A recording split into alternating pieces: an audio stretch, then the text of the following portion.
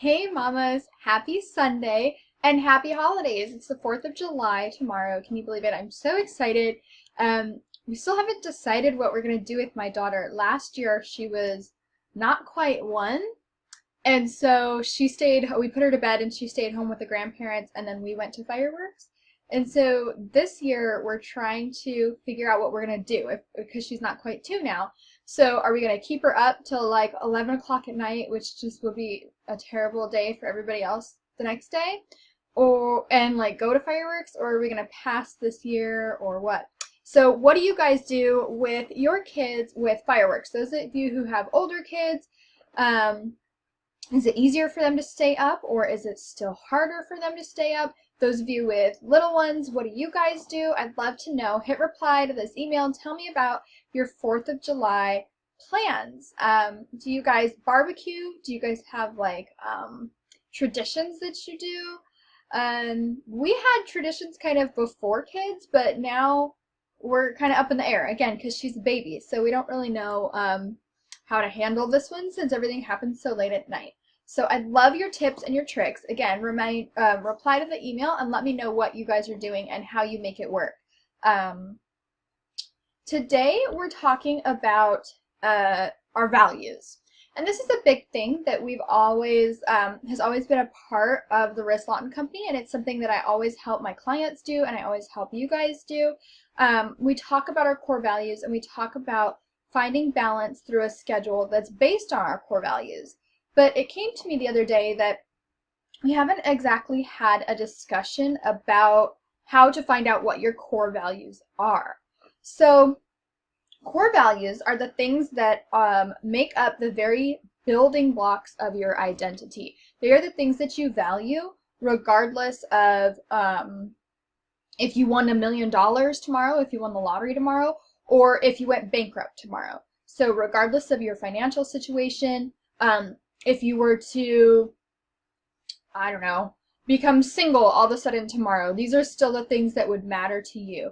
And whatever the life situation, and as we go through our lives, the roller coaster that is, these values stick with us regardless of the situation and regardless of what we're going through. And a really big point to make is that these values are unique. So my value system doesn't look like another married mom with a 2-year-old who her husband's in the army. It doesn't look like her value system. Even if we are so similar, grew up in the same place, had very similar experiences in life, our value systems are not going to be the exact same.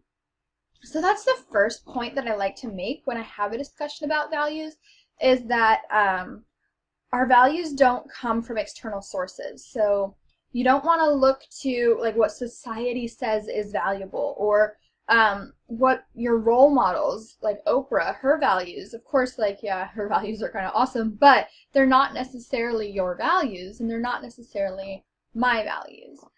We certainly don't want to be looking at like reality TV. Can you remember like the Jersey Shore? I think their value system was a little bit different than, you know, what a mom entrepreneur is going for in her value system. But hey, some of us still like to party, right? So, my point with that is there's no surer, is that a word? No surer, no more sure? I don't know. Somebody reply and let me know what's the right one. There's no surer way to feel icky and incongruent than to follow somebody else's value system, right? So if we're trying to live by someone else's example, if we're trying to emphasize parts of our lives that are important to somebody else and not necessarily important to us, then we're going to feel icky, right? We're going to know that something's off. We're going to know that something's not quite right. So today, I'm going to bring you like a quick little training. It's super easy. You might want to grab a pen and paper because there's 3 steps. There we go. Now I'm on camera. 3 steps to how to define your core values. Okay, and they're really easy.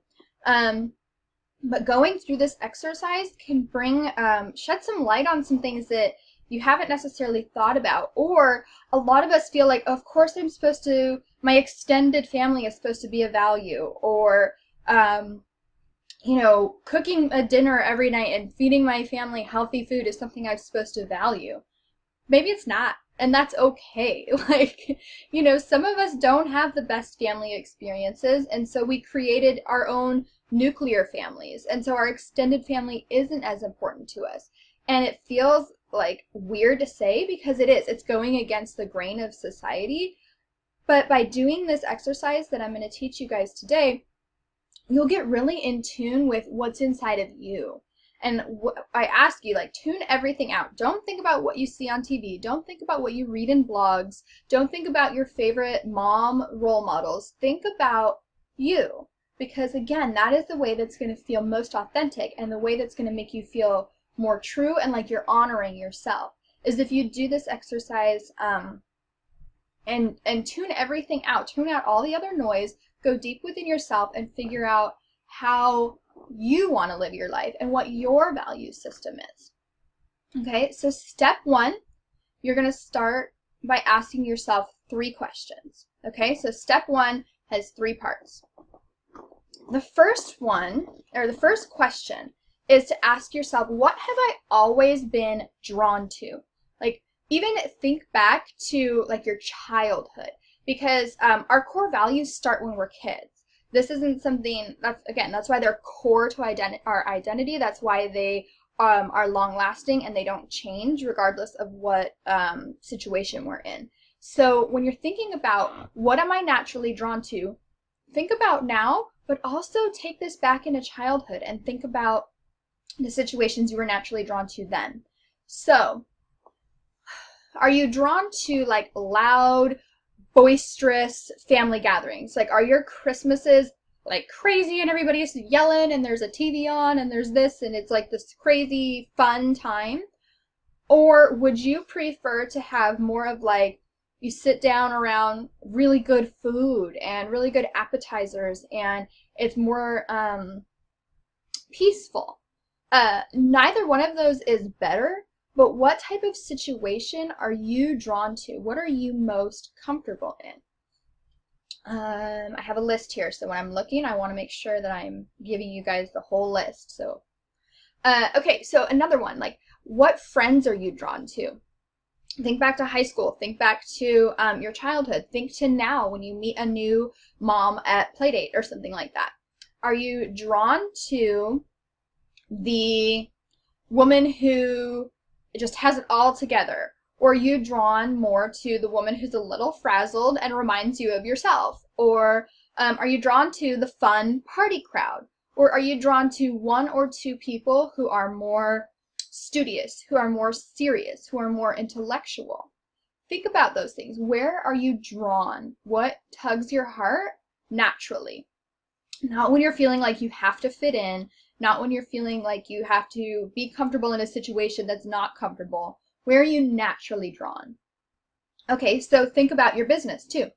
There's some of these huge online summits, you know, and they're great. They put together like 20, 30, 40 guests sometimes, and you have a chance to network with a ton of people. Or when you're growing your business, would you prefer to build maybe 1 or 2 more steady relationships with collaborators? So again, is it the big kind of fast-paced thing, or is it something that's more steady? Think about the situations you're naturally drawn to. This is what's going to tell you a lot about like what you value in your family life and also like what you value in your business. Okay, ready? Question number 2. What would I do on an ideal day?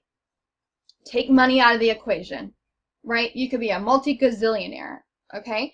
Take money out of the equation, and there are no demands on your time, right? Your time is 100% yours, and you get to decide what you want to do with it.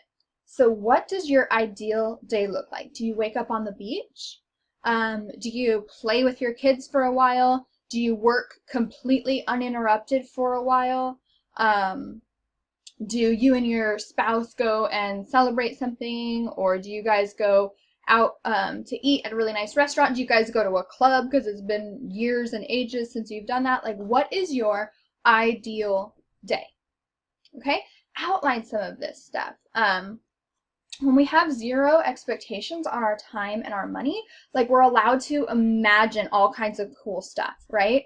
If money were no object, if time were no object, what would you imagine?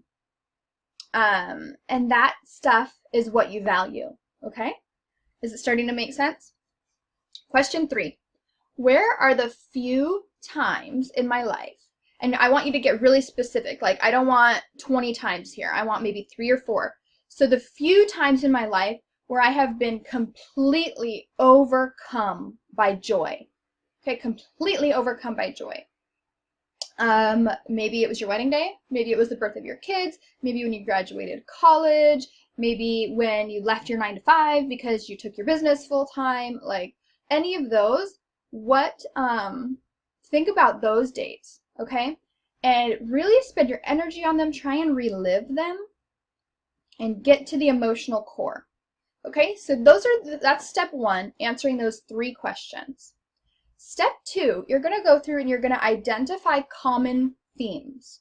Okay, and I want you to write these common themes in a complete sentence. So it seems like I'm always happiest when I'm with my entire family, or I'm happiest when I am helping others in need. Okay, so write out the common themes in complete sentences. Write out maybe 10, 12, as many as you can find, and then go back through those and highlight words. So one word that you see over and over might be family. Another word you see over and over might be productive. Another word you see might be charity or giving or caring. Write those down. Okay, those are your core words, and this is the beginning of your list of your core values. Okay, and when you do this, like I said, you might have quite a few. You might have like 15, 20 words. Step 3 is where you narrow it down. Okay, step 3 is where you test the value. So far, we've been thinking of our values in ideal situations. Your ideal day. What are you drawn to? Where would you spend your time if money were no object? Now you're going to test those same values in kind of a negative situation. So think about, like, if family is one of your core values. You've thought about all the happy times with your family. Think about maybe a negative time with your family. Think about maybe a funeral, or think about a big family fight, or was there like a feud that happened in your family? Think about how that felt to experience, and does the value hold up? This is where, when I say a lot of people have extended family on their value, and then when they do some of this testing, they're like, okay, that's not maybe as important to me as my nuclear family or some of my other values, right? Before you started your business, or when you just started, think about, remember, like maybe you were in debt. Maybe you went in debt to start your business, or you were so terrified you weren't going to find your first client and you had bills to pay, all of that stuff. That's kind of the negative stuff around our business. Does the value still hold up? Is your business something that you would do regardless of the situation? If your passion is still there and your love for it is still there, keep it on the list. And then you'll see that you'll go through this exercise and you'll start to cross some off. And those 15 words that you had before, you're going to shrink those down, 5, 6. Those are your core values, right? So this was kind of a fun exercise. And again, it shows you where you need to be spending your time. When you're building out your schedules and building out your routines, my whole premise is our time goes first to these core values and then to our obligations. Values first, obligations second, okay? And so when we build out our schedule, we want to have the majority of our time going to our values. And now that we've done this exercise, we know exactly what those values are. So I hope this has been valuable to you, and I'd love to hear your thoughts. Reply back to this email. Again, I want to know how you handle your little ones on 4th of July. And I also want to know, like, what were your values? Was this exercise helpful? Did you realize, maybe I'm wasting time or spending time on something that's not as important to me? Or maybe I need to spend more time on an area that is important to me and I'm not giving enough. Hit reply. Let me know. I'm excited to hear your stories. Oops, I did not stop that.